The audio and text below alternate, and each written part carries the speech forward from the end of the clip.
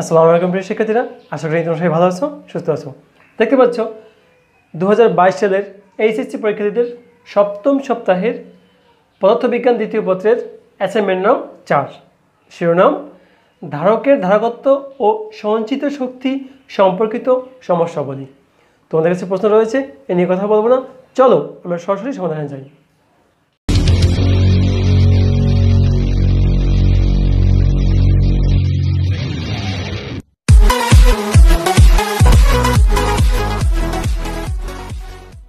প্রিয় শিক্ষার্থীরা, কয়ের সমাধান। প্রশ্ন হলো, একটি সমান্তরাল পাত ধারকের দুই প্রান্ত বিহি তড়িৎ চালক বিশিষ্ট একটি ব্যাটারির দুই প্রান্তে লাগানো আছে। ধারকটির ধারকত্ব সি ও প্রতিটি পাতের ক্ষেত্রফল এ হলে প্রতিটি পাতে কত মানের চার্জ জমা হবে। তোমাদের রুবিক্সে এখানে মার্কস দেওয়া রয়েছে 2। তুমি 2 কখন পাবে? প্রয়োজনীয় তথ্য ও গাণিতিক সূত্রসহ মান নির্ণয় যখন করতে পারবে তখন কী হবে? 2 মার্কস পাবে। কেউ দেখো, আমরা সমতল পাত ধারক এবং ব্যাটারি মোটামুটি আঁকার চেষ্টা করেছি। ক্ষেত্রফল দেওয়া রয়েছে কোথায়? তোমার উদ্দীপকে দেওয়া আছে। পাতে ধারকত্ব সি, ক্ষেত্রফল না লেখলেও চলে, যেহেতু আমরা এখানে লিখেছি পাতে ধারকত্ব সি, পাতদ্বয়ের ক্ষেত্রফল এ, বিভব পার্থক্য ভি। আমার প্রশ্ন দেওয়া রয়েছে উদ্দীপকে, ধরি প্রতিটি পাতের সঞ্চিত চার্জকে আমরা কিউ দ্বারা প্রকাশ করি। পাতদ্বয়ের মধ্যবর্তী দূরত্ব ডি। তাহলে আমরা জানি charge Q equal to CV. C হলো ধারকত্ব, ভি হলো বিভব পার্থক্য। আবার তড়িৎ প্রবাল্য equal to sigma by epsilon nought, বা এই সিগমার মান হলো কিউ বাই এ, মান বসিয়েছি। আর ই এর মান হচ্ছে ভি বাই ডি। মান বসানোর ফলে আমরা কিউ এর একটা মান পেলাম। কিউ ইকুয়াল টু, কিউ কি charge, Q equal to A V epsilon naught by D. আমাকে প্রশ্নে কী ব্যবহার করতে বলা হয়েছে যে প্রতিটি পাতে সঞ্চিত চার্জ, যেহেতু কোনো মান দেওয়া নেই আমরা মান তো বের করতে পারবো না। এখানে এপসিলন নট ইকুয়াল টু একটা মান দেওয়া রয়েছে যা শূন্য মাধ্যমে সমান্তরাল পাত ধারকের সঞ্চিত চার্জ নির্দেশ করে।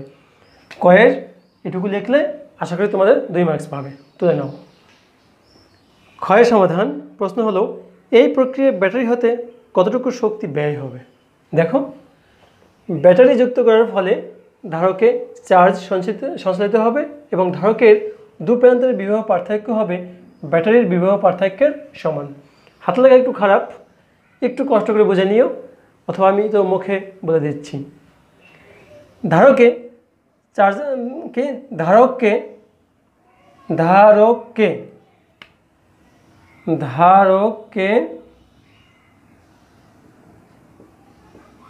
চার্জায়িত করতে প্রয়োজনীয় তড়িৎ চালক শক্তি ভি ইকুয়াল ইডি।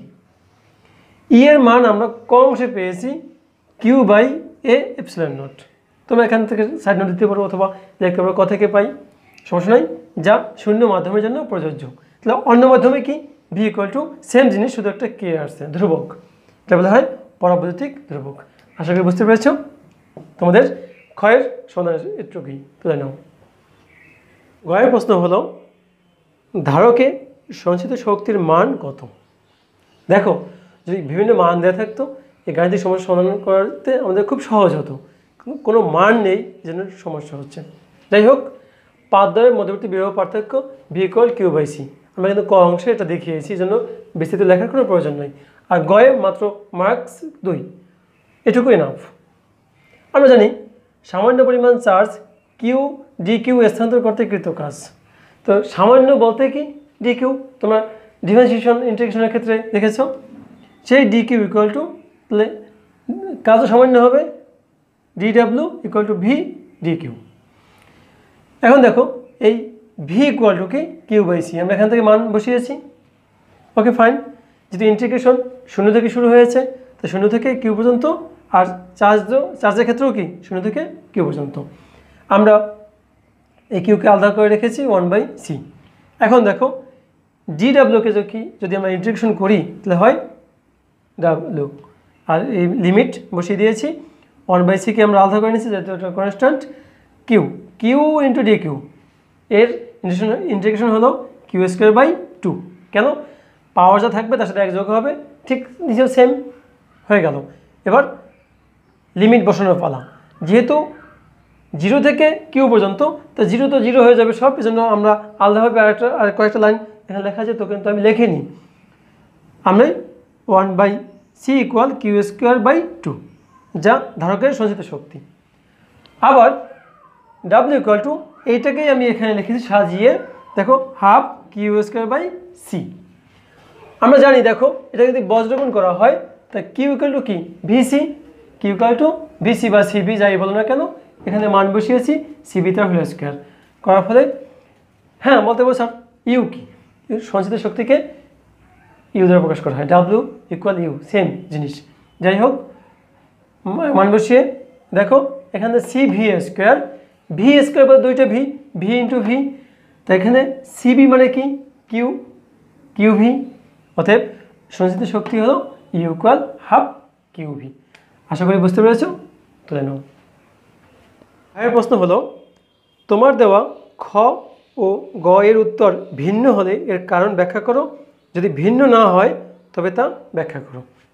তাহলে দেখো, খ ও গ নং প্রশ্নের উত্তর ভিন্ন হওয়ার কারণ হলো ব্যাটারির ব্যয়িত শক্তি বিভব পার্থক্য ভি এর কি সমান। অতএব সঞ্চিত শক্তি U equal to 1/2 Q V আমরা তো পেয়েছি। যেখানে চার্জের পরিমাণ কম বা বেশি হলে সঞ্চিত শক্তি কম বা বেশি হতে পারে। যদি কিউ ইকুয়াল টু 2 কুলম্ব হয় তাহলে খ এবং গ এর উত্তর অভিন্ন হবে। অভিন্ন বলতে একই হবে। কীরকম দেখো, সঞ্চিত শক্তির সমীকরণ 1/2 কিউ ভি, কিউর মান 2, উভয় 2 নিচে 2 কাটে তাই কি ভি, তাই ইউ ইকুয়াল টু ভি। শেষ, বুঝতে পেরেছো আশা করি, তুলে নাও। প্রশ্ন হলো, চার্জিত হওয়ার পর ধারকটিকে ব্যাটারি বিমুক্ত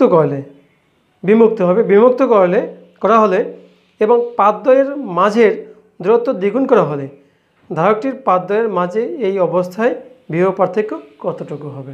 তাহলে দেখো, ব্যাটারি বিমুক্ত করা হলে ধারকের বিভব পার্থক্য ভি থাকবে। আর আমরা খ থেকে পাই কি, ভি ইকুয়াল টু সমীকরণ 1 নং দিলাম। ধারকের পাতদ্বয়ের দূরত্ব দ্বিগুণ করা হলে দূরত্ব কত হবে, 2d। তো এই 2d আমরা কোথায় বসাবো, 1 নংয়ে। সেক্ষেত্রে কী লিখেছি, নতুন বিভব পার্থক্য জাস্ট ডি এর পরিবর্তে 2d। 2 নং ভাগ 1 নং, আমি এখানে সংক্ষেপে লিখেছি, তোমরা কী লিখবা, 2 নং সমীকরণকে 1 নং সমীকরণ দ্বারা ভাগ করে, গাণিতিক সমস্যা যেহেতু। ভাগ করার ফলে দেখো, এই কে এ epsilon not, K A epsilon not কাটাকাটি গেল, কিউ কিউ গেল, ডি ডি গেল, থাকলে 2। বজ্রগুণ করো, ভি ড্যাশ ইকুয়াল 2v। তার মানে কি হলো, দূরত্ব দ্বিগুণ করা হলেও বিভব পার্থক্যও কি দ্বিগুণ হবে। আসলে বুঝতে পেরেছ, তুলে নাও। চয়ের প্রশ্ন হলো, শেষোক্ত অবস্থায় ধারকে কতটুকু শক্তি সঞ্চিত আছে। এক্ষেত্রে কিন্তু রুবিক্স অনুযায়ী 2 মার্কস।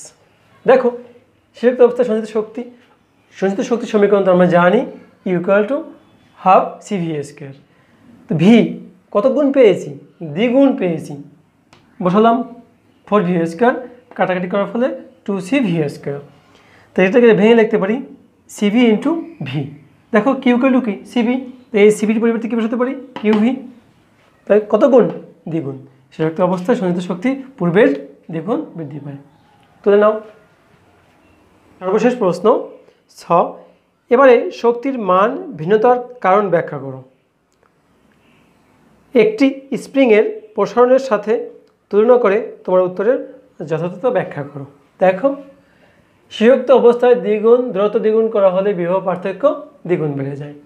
তার সঞ্চিত শক্তি এখান থেকে আমরা কন্ডিশন বের করলাম, ভি প্রপোর্শনাল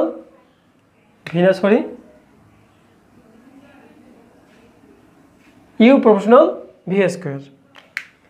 তাহলে দেখো, বিভব পার্থক্য দ্বিগুণ বৃদ্ধিতে সঞ্চিত শক্তি কয় গুণ বাড়ে, আমরা এর আগের প্রশ্ন দেখিয়েছি, দ্বিগুণ বাড়ে। তাই স্প্রিংয়ের সঞ্চিত শক্তি, যেহেতু স্প্রিংয়ের ক্ষেত্রে আমাদের বলা হয়েছে ইএস 1/2 kx²। এই এক্স হলো স্প্রিংয়ের সংকোচন বা প্রসারণ। তোমরা এটা এখানে দিতে পারো, এখানে ব্যাখ্যা করতে পারো, সমস্যা নেই। তাই 1/2 আর কে ধ্রুবক, এখানে লিখতে পারি ইএস প্রপোর্শনাল x²। মোটামুটি সাজিয়েছি। এখন বলছে তোমার উত্তরের যথাযথ ব্যাখ্যা। আমাদের আরেকটু ব্যাখ্যা রয়েছে, তোমরা একটু তুলে নাও। দেখো, ব্যাখ্যা একটু বাকি ছিল। আমরা যে সমীকরণগুলো প্রকাশ করেছি তা বাংলায় গাণিতিক ব্যাখ্যা, আর কিছুই নয়। স্প্রিং এবং ধারক উভয় ক্ষেত্রে সঞ্চিত শক্তি, দূরত্ব বা বিভব এর বর্গের এবং প্রসারণ বা স্প্রিং এর, এখানে একটু লিখে দিব, স্প্রিং এর এবং স্প্রিং, ওই স্প্রিংগুলো একবার লেখা আছে, এবার লাগবে না আর, এবং প্রসারণ বা সংকোচন বর্গের সাথে সমানুপাতিক, যেগুলো আমরা দেখিয়েছি। এবার একটু ব্যাখ্যা নিজের মতো করে দিয়ে দেবে। স্প্রিংয়ের প্রসারণ বা সংকোচনের কারণে সঞ্চিত শক্তি ভিন্ন ভিন্ন হয়, সঞ্চিত শক্তি ভিন্ন ভিন্ন হয়। আবার ধারকের মধ্যবর্তী দূরত্ব বা বিভব পার্থক্যের কারণেও সঞ্চিত শক্তি, এখানে কারণে সঞ্চিত শক্তিও ভিন্ন ভিন্ন হয়। আশা করি বুঝতে পেরেছো? ধন্যবাদ।